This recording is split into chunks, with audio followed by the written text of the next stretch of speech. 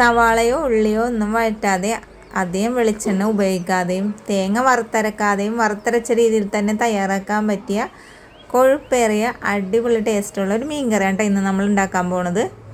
അപ്പോൾ ഞാനിപ്പോൾ ഒരു അയില മീൻ വെച്ചിട്ടാണ് കറി വെക്കണത്. 9 മീനാണ് ഞാനിപ്പോൾ കറി വെക്കാനായിട്ട് എടുത്തേക്കണത്. അപ്പോൾ നമ്മൾ ഈ ഒരു അയിലക്കറി വെക്കണമെന്ന് വെച്ചാൽ തേങ്ങയൊന്നും വറുത്തരക്കാതെ വറുത്തരച്ച രീതിയിൽ തന്നെയെന്ന് നേരത്തെ പറഞ്ഞല്ലോ. അപ്പോൾ ഇതിനായിട്ട് ഞാൻ ചട്ടി അടുപ്പിലേക്ക് വെച്ച് കൊടുത്തിട്ടുണ്ട്. ഇതിലേക്ക് 2 ടേബിൾ സ്പൂണ് എരിവുള്ള മുളക് പൊടിയും 2 ടേബിൾ സ്പൂണ് കാശ്മീരി മുളക് പൊടിയും കൂടിയാണ് ചേർത്ത് കൊടുത്തേക്കുന്നത്. നമ്മളിതിൽ 4 ടേബിൾ സ്പൂണ് മുളക് പൊടി ചേർത്തത് കൊണ്ടിട്ട് 2 ടേബിൾ സ്പൂൺ മല്ലിപ്പൊടി ചേർത്ത് കൊടുത്തിട്ടുണ്ട്. അപ്പോൾ 1 ടേബിൾ സ്പൂൺ ഇടണത് അങ്ങോട്ട് വീഡിയോ പോയിട്ടുണ്ടായിരുന്നു. ഇനി ഇതിലേക്ക് 1/2 സ്പൂണ് മഞ്ഞൾപ്പൊടിയും കൂടി ചേർത്ത് കൊടുത്തതിന് ശേഷം നമ്മളിത് ലോ ഫ്ലെയിമിലിട്ടിട്ടാണ് ഇതൊന്ന് വറുത്തെടുക്കണത്. നമ്മളിത് വറുത്തെടുക്കുമ്പോഴേ ലോ ഫ്ലെയിമിലിട്ടിട്ട് വറുത്തെടുക്കണുണ്ട്, അല്ലെങ്കിൽ മസാല കരിഞ്ഞു പോവും. അതേപോലെ തന്നെ നന്നായിട്ട് മസാല മൂത്തും കിട്ടണം. ഓണമായിട്ട് അത്തം മുതൽ ഞാൻ ഓണത്തിൻ്റെ വിഭവങ്ങളൊക്കെ വീഡിയോ ആയിട്ട് ഇടാമെന്നൊക്കെ വിചാരിച്ചിരിക്കണേ. പക്ഷേ ഇപ്പം എൻ്റെ വാപ്പിച്ചി മരിച്ചത് കൊണ്ടിട്ട് നമ്മൾ കടയും തുറക്കാറില്ല, അതേപോലെ തന്നെ വീഡിയോസ് എടുക്കാറില്ല, ഇടാറൊന്നും ഇല്ലായിരുന്നു. അപ്പോൾ ഇത് ഞാൻ കുറേ നേരത്തെ മുമ്പ് ഞാൻ കടയിൽ ഉണ്ടാക്കിയ മീൻ കറിയാണ് കേട്ടോ. അപ്പോൾ ഇതിൻ്റെ ഇടയിൽ നമ്മൾ മസാല മൂത്തിട്ടിട്ട് ഞാൻ ഫ്ലെയിം ഓഫ് ചെയ്തിട്ടുണ്ടായിരുന്നു കേട്ടോ. ഇനി ഫാൻ ഇട്ട് കൊടുത്തേക്കണേ എന്താണെന്ന് വെച്ചാൽ മസാല ഒന്ന് തണുത്ത് കിട്ടണം. പിന്നെ നമ്മൾ ഉള്ളിയും ഇഞ്ചിയും വെളുത്തുള്ളിയും പച്ചമുളകും എടുത്തേക്കണം. ഇത് കല്ലിലിട്ടൊന്ന് ചതച്ചെടുക്കണേണ്. ഈ മീൻ കറി വെക്കുമ്പോഴേ ഉള്ളി തന്നെ എടുക്കണം കേട്ടോ, സവാളയൊന്നും എടുക്കാതെ. ഉള്ളി വെച്ചാൽ ടേസ്റ്റ് ഉണ്ടാവുള്ളൂ ഈ കറിക്ക്.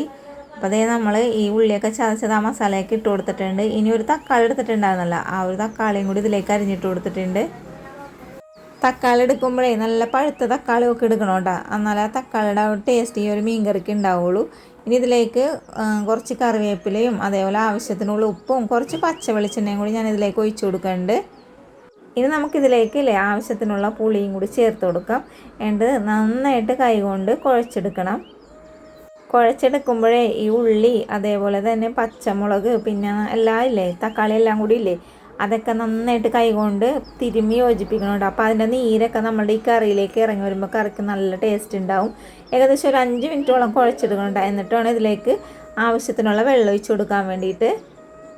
പണ്ട് എൻ്റെ ഉമ്മാമില്ലേ, വാപ്പിച്ചിയുടെ ഉമ്മ ഇതേപോലെയാണ് കറി വെക്കണം. കാരണം എന്ന് വെച്ചാൽ എളുപ്പത്തിൽ ഉണ്ടാക്കാനും പറ്റും, അധികം വെളിച്ചെണ്ണയൊന്നും ഒഴിക്കേണ്ട ആവശ്യമില്ലല്ലോ എന്ന് ഓർത്തിട്ടാണ് ഇങ്ങനെ ചെയ്യണത്. അപ്പം നമ്മൾ കുറച്ചും കൂടി വെള്ളം ഒഴിച്ച് കൊടുത്തിട്ടുണ്ട് കേട്ടോ. മീൻ എത്രത്തോളം ഉണ്ടെന്ന് വെച്ചാൽ അത്രത്തോളം ചാറ് നമുക്ക് എടുക്കാവുന്നതാണ് കേട്ടോ. ഞാനപ്പോൾ എൻ്റെ ഈ 9 മീനിൻ്റെ ചാറാണ് നമ്മൾ എടുത്തേക്കുന്നത്. അപ്പം ചാറൊക്കെ ഒന്ന് തിളക്കട്ടെ, അതിന് ശേഷം നമുക്ക് മീൻ ഇട്ട് കൊടുക്കാം. മീൻ ഒന്ന് വരഞ്ഞിട്ടാണ് ഇട്ട് കൊടുക്കണം. ഇപ്പോൾ എല്ലാവരും ചോദിക്കും ഇതെന്താ കട്ട് ചെയ്യാത്ത. ഞങ്ങൾ കട്ട് ചെയ്യാറില്ല, ഇതേപോലെ തന്നെയാണ് കറി വെച്ച് കൊടുക്കുന്നത്. ഞാനിപ്പോൾ ഈ കറി വൈകുന്നേരം ഇട്ട് വെച്ച് വെക്കണം. കാരണം എല്ലാവർക്കും അറിയാമല്ലോ, പുതിയ സബ്സ്ക്രൈബർക്കൊന്നും അറിയാൻ പറ്റൂല. കാരണം എന്ന് വെച്ചാൽ നമ്മൾ രാവിലെയൊക്കെ ഓരോരുത്തർ ഈ പുട്ടിനൊക്കെ ആയിട്ട് മീൻ കറി ചോദിക്കും. അപ്പോൾ അതുകൊണ്ടിട്ട് വൈകുന്നേരം കറി വെച്ച് വെക്കും. അപ്പോൾ കുറേ നേരം കഴിഞ്ഞപ്പോഴേക്കും നമ്മുടെ മീൻ കറിയൊക്കെ തിളച്ച് നന്നായിട്ട് വറ്റി എണ്ണയൊക്കെ തെളിഞ്ഞിട്ടിട്ടുണ്ട്. അപ്പോൾ നോക്കുമ്പോൾ മീൻകറിയുടെ ചാറൊക്കെ നന്നായിട്ട് പുളിയൊക്കെ പിടിച്ച് നല്ല ഉപ്പൊക്കെ പിടിച്ച് നല്ല കറകറട്ടായിട്ടുണ്ട് കേട്ടോ. ഇനി ഇതിലേക്ക് ഞാൻ കുറച്ച് കറിവേപ്പില ഒന്ന് കീറി പറിച്ചിടുന്നുണ്ട്. എന്നിട്ടൊന്ന് മൂടി വെച്ച് കൊടുക്കണം കേട്ടോ. അപ്പോൾ നമ്മൾ ഈ തുറക്കൂലേ കറി എടുക്കുന്ന സമയത്ത് നല്ല മണമായിരിക്കും ആ ഒരു കറിവേപ്പിലയുടെയൊക്കെ. അപ്പോൾ ഇത്രയുള്ളതായിട്ട് നമ്മുടെ ഈ ഒരു എളുപ്പത്തിൽ ഉണ്ടാക്കാൻ പറ്റിയ സവാളയൊന്നും വഴറ്റാതെ ഉണ്ടാക്കാൻ പറ്റിയ ഒരു മീൻ കറി കേട്ടോ. ഇനി മീനൊക്കെ വാങ്ങിക്കുമ്പോൾ ഇതേപോലെ ഉണ്ടാക്കി നോക്കിക്കോട്ടെ, നല്ല ടേസ്റ്റുള്ള മീൻ കറിയാണ്.